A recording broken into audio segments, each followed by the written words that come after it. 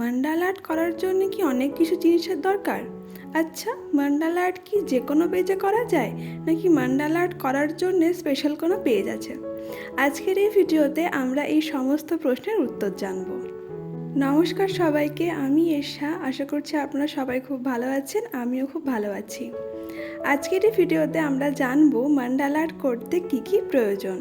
তার আগে চলুন মান্ডালা আর্ট সম্পর্কে একটু জেনে নেওয়া যাক।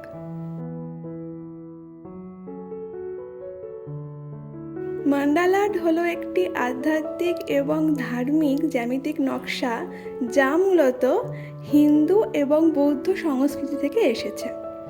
এটি মহাবিশ্ব, সামগ্রিকতা এবং পারস্পরিক সংযোগকে প্রতিনিধিত্ব করে। এই মান্ডালা আর্টের উৎপত্তি কিন্তু আমাদের ভারতবর্ষেই হয়েছে। পরবর্তীকালে এটি বৌদ্ধদের মধ্যেও ছড়িয়ে পড়ে। প্রথমে এটি ধ্যান করার জন্য ব্যবহার করা হতো। পরবর্তীকালে বৌদ্ধরা এই আর্টটাকে বালির মধ্যে আঁকতে শুরু করে, যা মানুষের জীবনের অস্থায়িত্বকে বোঝায়। এরপর এটি ভারতের সীমানা ছাড়িয়ে চীন, জাপান, তিব্বত এইসব জায়গায় ছড়িয়ে পড়তে থাকে। মান্ডালা আর্ট অনেক রকমেরই হয়, যেমন traditional mandala art, floral mandala art, dot mandala art, 3D mandala art, meditative mandala art ইত্যাদি। বর্তমানে এই আর্ট ফর্ম এত পপুলার হওয়ার কারণ এই আর্ট ফর্ম স্ট্রেস রিলিফ করতে, মেন্টাল হেলথ ঠিক রাখতে খুব সাহায্য করে। তাহলে চলুন দেখে নিই মান্ডালা আর্ট করতে কী কী প্রয়োজন। কোনো কিছু আঁকার জন্য সবথেকে বেশি যেটা ইম্পর্টেন্ট সেটা হচ্ছে পেজ। এখানে ফার্স্টেই যে পেজের অপশানটা আছে সেটা হচ্ছে A4 সাইজের পেজ। এরপরে হচ্ছে A4 সাইজের কার্টিজ পেপার। A4 সাইজের নর্মাল পেজ আর কার্টিজ পেপারের মধ্যে পার্থক্য হচ্ছে A4 সাইজের পেজগুলি একটু পাতলা হয় আর কার্টিজ পেপার একটু মোটা হয়।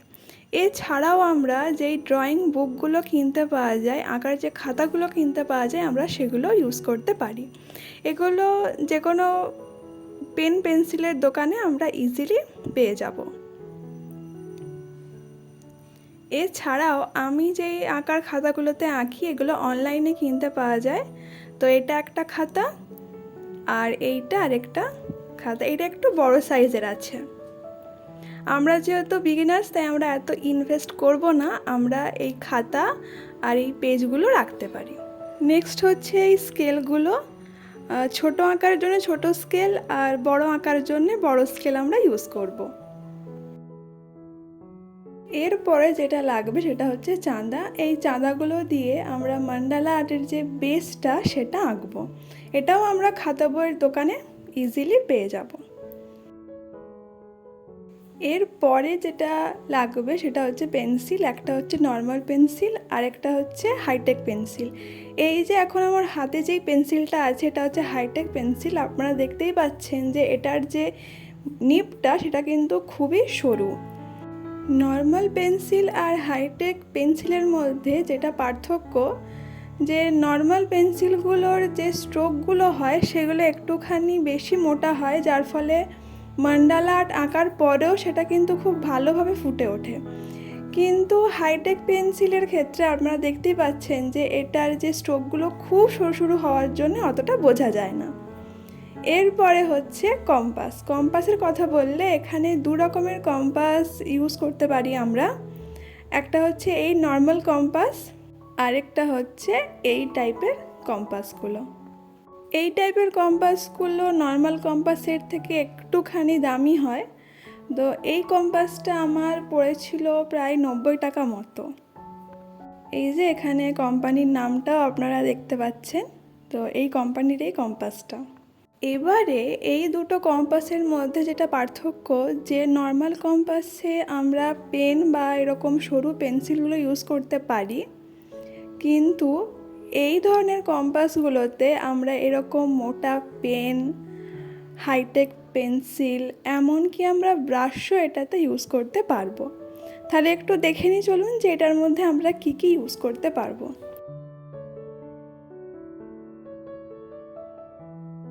তো আমরা যেহেতু বিগিনার্স, তাই আমরা এই নর্মাল কম্পাসটা ইউজ করব।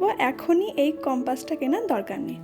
এবারে যদি পেনের কথা বলি, তাহলে এখানে আমি ফার্স্টে জেল পেনের কথা বলবো। তো এরকম 10 টাকার যে জেল পেনগুলো কিনতে পাওয়া যায় আমরা সেগুলো ইউজ করতে পারি। এছাড়া এরকম যে ডট পেনগুলো কিনতে পাওয়া যায় সেগুলো ইউজ করতে পারি।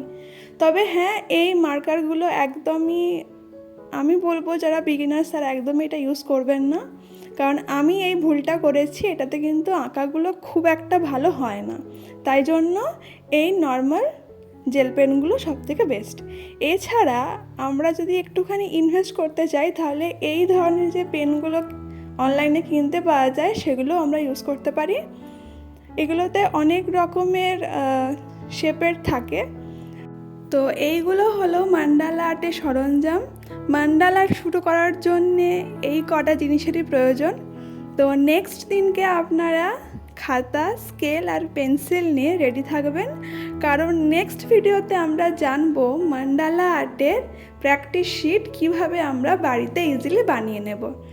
দেখা হচ্ছে পরের ভিডিওতে। সবাই খুব ভালো থাকবেন।